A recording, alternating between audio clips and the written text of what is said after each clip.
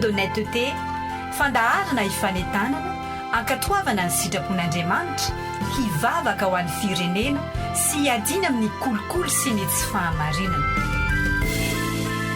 Raha ny olo koa izay natsoina amin'ny anarako ho avy anetitena ka hivavaka sy hitady ny tavako ary hiala amin'ny ratsy fanaony dia hiaino any an-danitra aho ka hamela ny helony ary ahasitrana ny tany.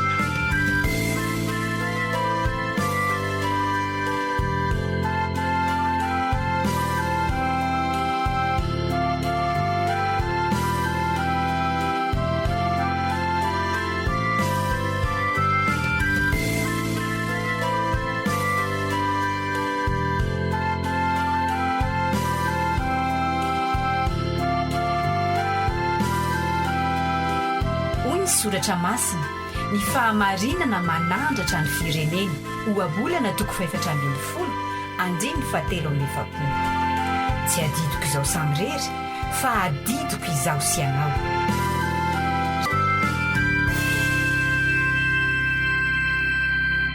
Rehefa malala ao amin'ny tompo dia ho amin'ny rehetrarehetrany ny fahasoavana sy ny fiadanana avy amin'Andriamanitra ray sy Jesosy Kristy tompontsika. Tonga amin'ny fotoana izay anarahantsika indray ny toivakan'ny fandarana, toivakan'ny fahamarinana izay miady tokoa amin'ny hitarehana antsika avoakan'Andriamanitra mba hanohitra ny kolikoly sy ny tsy fahamarinana. Adisoran'Andriamanitra fa miasa tokoa ny tompo ary maro rehefa resy lahatra ka mandasy manohitra izany kolikoly ary mandeha amin'ny fahamarinana ka manadratrany ny asa izay napetraka ny tompo eo amin'ny andraikitra izay nomena azy any amin'ireny toeram-piasana ministera ireny dia sahy tokoa maneho ny finoany ary mijoro vavelon'i Kristy manohitra izay mety asan'ilay rahantsika mitarika amin'izany fanaovana ny kolikoly sy ny tsy fahamarinana izany. Ka dia fivolana hatrany ry havana no iarabanantsika rehetra ny anaran'ny tompo ny révérend Raharijaona David Elsomo no mantanteraka izao fandarana mitoivaka ny fahamarinana izao. Hivavaka isika. Andriamanitra ray zanaka Fanahy Masina misotranao izay mbola nomenao fotoana ahafahana mifampahery satria manafika dia manafika tokoa ny satana kanefa mahatoky ary izay ary mino fa kely sy bitika ireny eo natrehanao Andriamanitra satria Andriamanitra lehibe sy mahagaga ianao ary Jesosy Kristy tonga nofety amin'izao tontolo izao dia efa naneho izany fa Andriamanitra mahery tokoa izy. Ary torakovitra tokoa satana rehefa teo anatseny satria andringana ireny asany ratsy rehetra izay tanterahany devoly ireny. Malalo dia misaotra anao izay fa fandresy miaraka aminao Jesosy Kristy ary dia tafihoeretrany mba hafanay manohatra ny asa ratsy ny devoly izay mampiasa olona maro ka andany teninao. Ka dia momba tompo ny asa rehetra izay tanterahana indrindra ny amin'izany hiadiana amin'ny kolikoly sy ny tsy fahamarinana izay mampahantra dia mampahantra ny firenena tokoa. Dia momba ny teny rehetra izay zaraina amin'ny alalan'izao onjam-peo izao. Dia ho anao midera sy ny ajaran'ny voninahitra amin'ny alalan'i Jesosy Kristy tompo. Amen. Ten'Andriamanitra izay tondratsika vatsim-panahy ry havana dia araka ny voasoratra ao amin'ny Efesianina 2:2 ka ny 10:10. Hoy ny vaky ny tena anaran'ny tompo fasany itsika voaforona tao amin'ny Kristy Jesosy mba hanao asa tsara izay namboarin'Andriamanitra raha teo mba handehanantsika eo amin'ny fasany itsika voaforona tao amin'ny Kristy Jesosy mba hanao asa tsara. Ny olona ry havana rehefa hanao ny asa dia tsy maintsy velomina aloha, tsy maintsy olona velona no afaka miasa. Fa tsy misy olona hoe fa maty dia hanao asa dia tsy mampino izany fa tsisy an'izany. Ary zany indrindra no ambaran'ny Saint Paul eto amin'ity Efesianina 2:2 Efesianina 2:2 ity hoe fa ianareo dia efa novelominy fony mbola maty ny fahadisoanareo. Ny fahadisoana io dia ny fahotana izay mamatotra ny olona ry havana ka mamony ny fanahy. Mamony ny fanahy ka mahatonga antsika ho maty. Ny ambaran'ny tenin'ny Saint Paul eto moa dia fahafatesana ara-panahy ka hoy ny tenin'Andriamanitra hoe ny fanahy izay manota no ho faty. Ka niza mbola milona ao anatin'ny fahotana mbola miaino anatin'izany fahotana zany dia olona maty izy, olona maty ary tsy afaka anatanteraka ny asa. Dia tsy maintsy veloma ny olona rehefa hiasa fa tsisy olona maty anatanteraka asa. Zavatra voalohany tsy maintsy ataon'Andriamanitra raha tianao asa tsara zany ny olona anankiray dia ny manafaka ny olona ao amin'ny fatorany fahotana. Araka ny ambarany Saint Paoly hoe efa novelomina fonombola maty ny fahadisoana. Zavatra voalohany izay famelomana izay. Kanefa ny tsy hoe velomina fotsiny le olona dia avela hiasa amin'izay hery ananany eo, fa tsy maintsy mila fatanjahany izany asa zany, taky hery zany asa izany. Tsy maintsy olona matanjaka no afaka miasa. Ohatra hoe raha mboly vary ianao ka hiasa tanimbary, tsy olona osa akory ndeha hiasa tanimbary, fa tsy maintsy olona manana hery sy tanjaka no hiasa izany tanimbary izany. Ka Andriamanitra raha niteny tamin'ny alalan'ny Saint Paoly hoe asa antsika vaforona Kristy mba hanao asa tsara. Ny asa tsara dia asa izay eo ambany fitarihan'ny Fanahy Masina zany asa tsara zany, fa ny olona manana Fanahy Masina ihany no afaka manao ny asa tsara izay tanteran'Andriamanitra eto amin'izao tontolo izao. Ny asa tsara dia ny famonjena izao tontolo izao. Tsy maintsy olona matanjaka izany, ary dia tsy maintsy manana ny Fanahy Masina, ilay fanahy mahery. Ny mpianatra ireo dia fanambaran'i Jesosy hoe tsy maintsy aza miala eto na rozy izy ny tompo raha tsy tafiana ny hery. Hery inona ary? Dia ny herin'ny Fanahy Masina. Fantatsika ny zavatra izay nitranga rehefa nosamborina Jesosy Kristy, ary rehefa maty Jesosy Kristy dia lasa nandositra ny mpianatra. Tamin'ny fotoana natsanganan'i Jesosy Kristy dia niafina izy ireo satria natahotra. Ary dia atao anatin'izany ny tompo dia nampahery azy ireo, ary dia nampanantena fa irany ny Fanahy Masina hampianatra sy hanafy hery. Ary rehefa nahazo zany herin'ny Fanahy Masina zany ireo mpianatra ireo dia afaka tamin'ny tahotra, satria ny fahavalon'ny finoana dia ny tahotra. Fa rehefa nomena azy ny Fanahy Masina dia nahery. No zany ry havana dia zao hoe ny olona izay hanao asa tsara, indrindra ny asa tsara izay tompo antsika dia ny fitoriana ny filazantsara mba handraisan'ny olona maro ny famonjeny, fitoriana ny vaovao mahafaly mba hahafahan'ny olona mandresy izay mety fanangolen'ny devoly sy ny asan'ny Satana izay mampiditra ny olona ao anatin'ny tsy fahamarinana. Indrindra amin'izao fotoana izao dia atao mahazovana ny fanaovana kolikoly, fa iza moa no tena manome vahana an'izany. Dia indraindray izaho sy ianao izay anatsoina olon'Andriamanitra araka voalaza amin'ny teny hoe raha ny oloko izay anatsoina amin'ny anarako no avy neritena ka hivavaka sy hitady ny tavako, izaho sy ianao ny olona natsoin'Andriamanitra.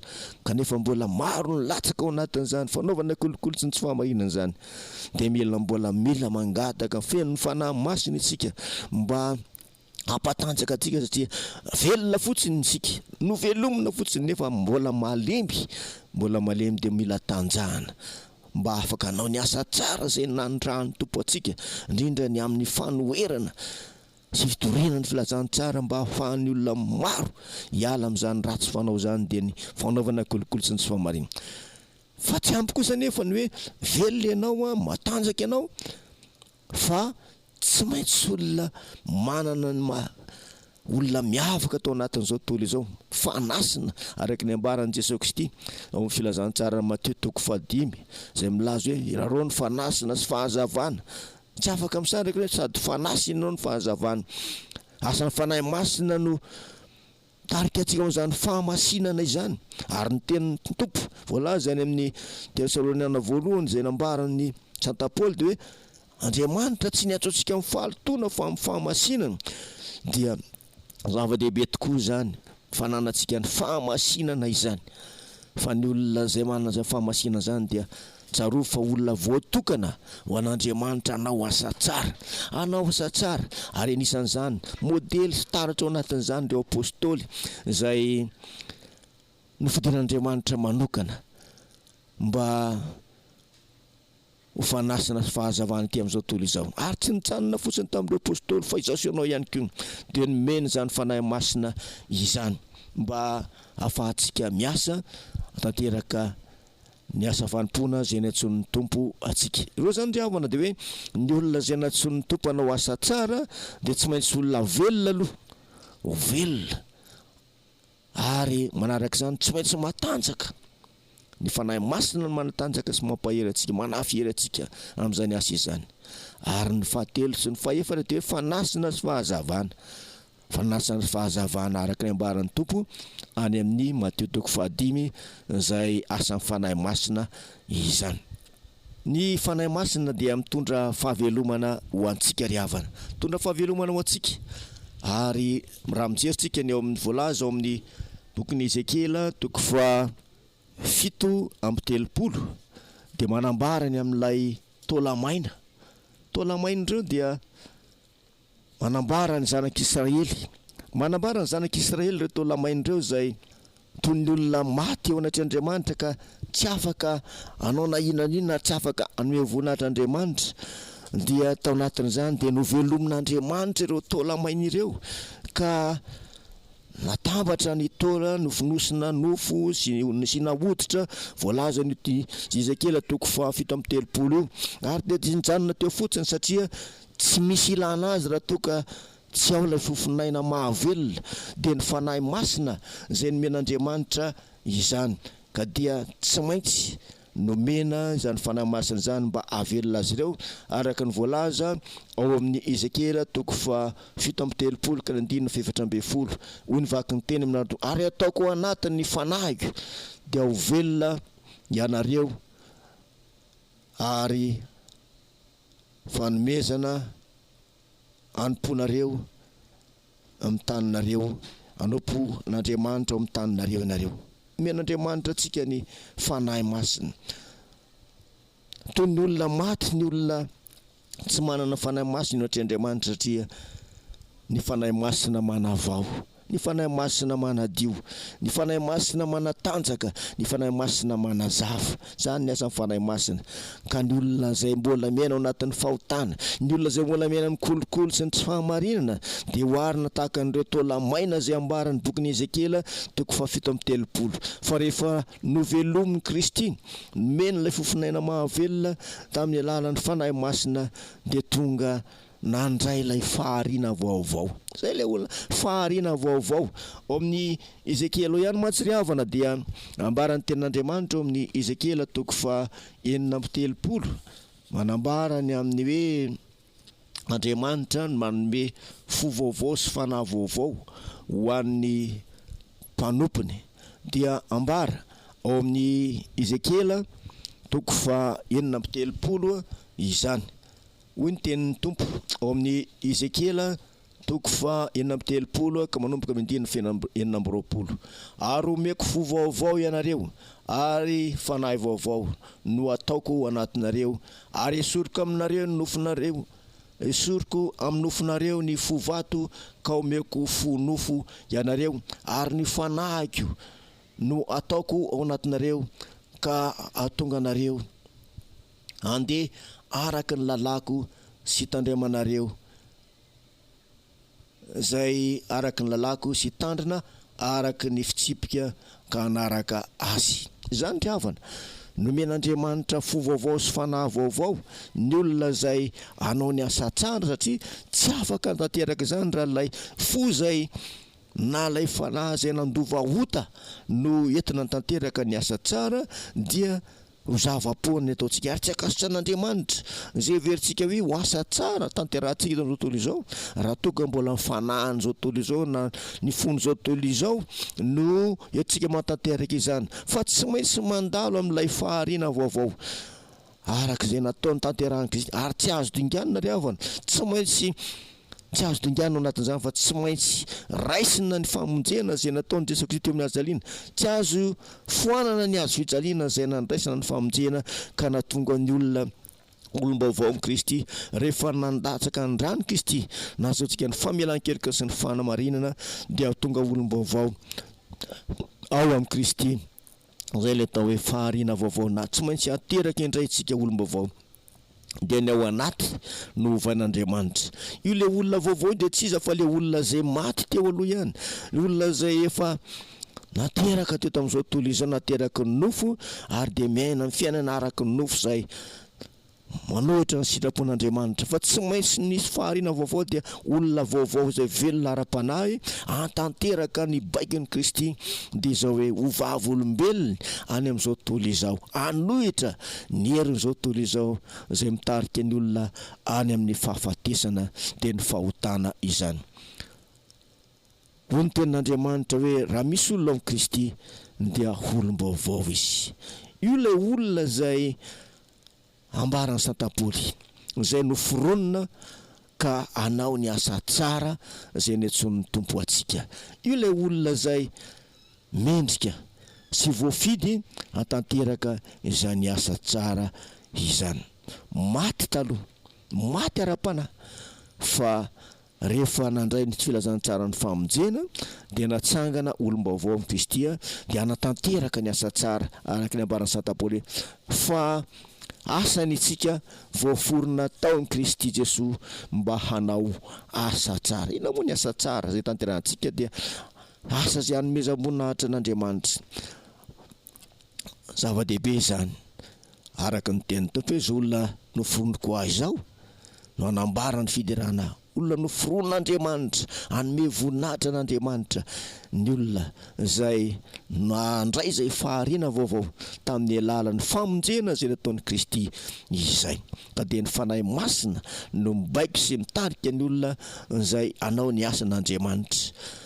Ny olona izay voaforona amin'ny Kristy ravana dia tsy maintsy mahalala mazava tsara izay tian'Andriamanitra atao, fa tsy handeha araka izay fiheveran'olombelona. Averina ihany ny olona voaforona amin'ny Jesosy Kristy dia tsy maintsy mahalala mazava tsara izay planin'Andriamanitra tiano tanterahany eto amin'izao tontolo izao. Inona moa planin'Andriamanitra tiano tanterahany eto amin'izao tontolo izao dia ny famonjena ny olona rehetra mba tsy hisy ho very fa ho tonga ny atao hoe famonjena ka handovan'ny fiainana mandrakizay. Ny zandriavana dia izao hoe zava-dehibe zany fahavelomantsika izany, zava-dehibe zany fatanjahana nomeny tompo antsika tamin'ny alalany Fanahy Masina zany, zava-dehibe nanomezany antsika ho fanasina sy fahazavana ity amin'izao tontolo izao, zay asan'ny Fanahy Masina irery ihany zany ka nahatonga ahazoanao voaforona tao amin'i Jesosy Kristy ka nitanteraka ny asa tsara. Dia raiso ho fifaliana tokoa zany ary mifalia fa olom-boafidin'ny Kristy. Ny tenin'ny tompo dia marina foana ny filazantsara ny Jaona toko 1:10, tsy anareo ny fidy ahy fa izaho ny fidy anareo ka naniraka anareo mba handesy amin'ny ka haretany vokatrareo. Ny olona izay natsona tanteraka asa tsara ry havana dia olona izay manana ny fanahy, dia ny vokatry ny fanahy, ina moa vokatry ny fanahy dia zay fantatritsika mazava tsara voambara ao amin'ny Galatiana toko 5 ny andininy 2:20. Galatiana toko 5 ka ny andininy 2:20 zay mivaky amin'ny toy izao amin'ny anatomy. Fa ny vokatry ny fanahy kosa dia fifaliana, fiadanana, faharipo, famoram-panahy, fanaovan-tsoa, fahamarinana, fahalemem-panahy, fahononam-po, tsy misy lalàna manohitra izany. Zany diavana ny vokatry ny fanahy. Anisan'ny asa tsara zany izay fanehoana fitiavana zany dia asa tsara. Maneho ny fitiavana be dia be ny fankalana amin'izao fotoana izao. Ny olona izay mijoro amin'ny fahamarinana dia tadidio fa tsy maintsy voahentsika ianao, satria heverin'ny olona hoe ianao koa mba miseho manano ohatr'izao, miseho bivavaka be izy ny sasany any amin'ny toeram-piasana any, any ministera any. Rehefa mijoro amin'izany fahamarinana mety ho ala, tsy maintsy ala amin'ny olona isika, fa nefa dia izao hoe manana fanahy maherintsika fa sambatra zay enjehana hoy izy ny tompo, zay enjehana no ny fahamarinana ka aza matahotra fa reny dia marika fa tena manana ny fanahin'Andriamanitra ianao, satria tsy matahotra hijoro amin'ny fahamarinana ka ho vavolombelon'ny Kristy hanohitra ny kolikoly sy ny tsy fahamarinana zay mampahantra ny firenentsika. Ka dia mitaonantsika havana zay mahatsapa fa olon'Andriamanitra, olon'ny Kristy efa nahazo ilay faharina vaovao tamin'ny alalan'i Jesosy Kristy araka ny ambarany Saint-Paul fa asanitsika voaforona tao amin'ny Kristy anao inona noforonina anao inontsika anao asa tsara efa novelomina izao sy anao efa nomena ny fanahy mahery zao sy anao efa natao fanasina sy fahazavana eto amin'izao tontolo izao dia mijoroa amin'izany fahasoavana izay nomeny ny tompo antsika izany mijoroa dia havana anohitra izany asan'ny devoly zany asan'ny devoly eny zany fanaovana kolikoly zany asan'ny devoly zany fandehanana amin'ny tsy fahamarinana zany fa ny asan'Andriamanitra dia zao hoe mandeha mijoro amin'ny fahamarinana ny asan'Andriamanitra dia zao hoe manao izay mendrika sy masina mandrakariva mba ho voninahitra l'Andriamanitra tompontsika noho izany dia mijoroa amin'ny fahamarinana antosiro zany kolikoly zany lavo amin'ny fanahy mahery izay nomeny tompo antsika izany fa aza manaraka fanao izao tontolo izao fa tadidio fa tsy atondrina inona hiala amin'izao tontolo izao tsika na dia mahazo arena abiary ianao vokatr'izany fanaovana kolikoly sy ny fahamarinana zany fa tsy atondrina inona hiala amin'izao tontolo izao tsika ry havana fa lalana mitondra antsika any amin'ny fahaverana sy ny fahafatesana ny fanaovana zany kolikoly sy ny fahamarinana zany noho izany dia mijoroa amin'ny fahamarinana toero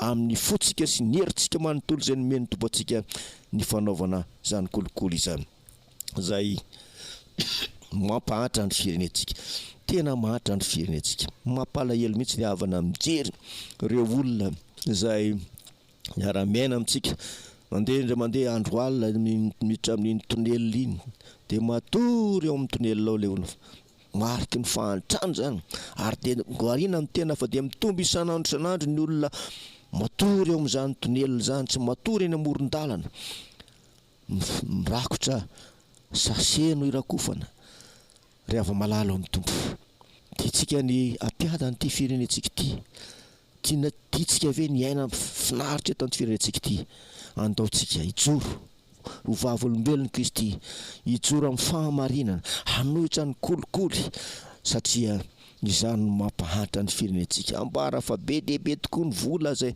famatsim-bola eto amin'ny firenentsika ty farambola mahazo vahana zany fanaovana kolikoly eto amin'ny firenentsika izany dia tsy hitondra inona ho an'ny firenentsika ireny famatsim-bola maro eto sy eroa ireny fa mila miova izao sy ianao mila miova indrindra ianao zay efa olon'ny Kristy no toriana zany teny sy hanomezana zany tenin'Andriamanitra zany ianao io mihitsy dia asan'ny Kristy asany satria noforonina ny Jesosy Kristy ho tonga olom-baovao ao aminy no zany ry havana dia mampahery atsika tsirairay avy mety misy ho ihany fanenjehana fijoroantsika vavolombelona sy ny fanoherantsika zany kolikoly izany any amin'ny toeram-piasana ny mistera zay misy atsika tadidio fa eo anelantsika mandrakariva ny tompo tadidio fa izao sy anao dia Nofidin'Andriamanitra hanome voninahitra azy ka dia ninona zavatra zay ataotsika dia aoka hanome voninahitra mandrakariva tanterao amin'ny fahamarinana ny andraikitra sy ny asa zay napetraka ny tompo taminao any amin'ireny ministera ireny any amin'ny toeram-piasana zay misy atsika tsirairay avy dia zao hoe manaova ny marina fa zay manao ny marina tsy mba maty fa momba antsika mandrakariva ny tompo rehefa malalo amin'ny tompo ny Fanahy Masina ny asa ao anatintsika tsirairay avy voatsy ela akorintsika nankalaza ny andro pentekosta zay atsirovantsika nandatsahan'ny tompo ny Fanahy Masina tamin'ireo apôstôly ary izao sy anao koa nefa dia nandray izany Fanahy Masina zany dia ilay fanahy mahery ny ao anatinao ny an'izao tontolo izao satria i Fanahy Masina io dia mitoetra opontsika mameno antsika isan'andro ary mitobaka ao anatin'ny tenatsika ray amanontolo amin'ny saintsika ny fotsika sy ny fanahitsika zany Fanahy Masina zany manadio antsika isan'andro manavao antsika isan'andro meo anjara toerana ny Fanahy Masina ary dia ahery tokoa ianao ka ninona zay mety fanankolen'ny devoly dia mahatoky fa voatohatra mandrakariva zany indrindra ny asan'ny maizina dia ny kolikoly sy ny tsy fahamarinana zany dia aoko mpandresy satria Kristy mpandresy no efa nifidy aso anao efa namorona sy anao olom-baovao amin'ny Kristy dia mahatoky ny tompo fa momba antsika mandrakariva izy dia tena ny tompo an-trano eny ty firenena sy tanindrazantsika malala antsika ity hivavakantsika tompo dia misaotra anao zay fa mbola notahinao afaka mifampahery manongatra tokoa ny asan'ny devoly eto amin'ity tanyrazana ity, indrindra ny fanaovana kolikoly sy ny fandehanany tsy fahamarinana, ny asan'ny maizina rehetrarehetra. Matoka izay tompo fa mbola tianao novonjena, mbola maro tokoa ny olona tianao vonjena eto amin'ity tanyrazana ity, ary tsy menatra tokoa izahay tompo mijoro amin'izany fa mahaolom-baovao anay ao aminao Kristy. Noforononao asanao izahay, nofidinao mbanao asa tsara, dia ny hanohitra ny kolikoly, hijoro ny fahamarinana, ary ho vavolombelony filazantsara ny famonjenao Jesosy tompo. Dia aza mahafoina mahasaraka anay, foko marina aminay mandrakariva ny teninao hoe indro izao mombanao reo mandrakariva ambara-pahatonga ny fahatapera zao toy izao. Eo tanteraka aminay tsirairay ery tompo izany teninao izany, ary momba anay amin'ny alaran'i Jesosy Kristy tompo. Amen. Dia manatra ny fisaorana sy fankatsahantsika rehetra izay manaraka sy tapaka izao toy fandarana toy vaka amin'ny fahamarinana izao dia ny tompo any omba sy tahintsika ka dia mahireza fa moantsika mandrakariva ny tompo. Mandra-peona tompoko. Ampatsevana moa fa ny révérend Raharijaona David Elson tanteraka ny fandarana amin'ny toy vaka ny fahamarinana izany, tompo any omba sy tahintsika. Veloma tompoko. Hoy ny soratra masina, ny fahamarinana manandratra ny firenena, ho abolana toko 720, andiny 720. Tsy adidiko izao samy rery, fa adidiko izaho sy anao. Renareo teo ny fandaharana Chaîne d'honnêteté.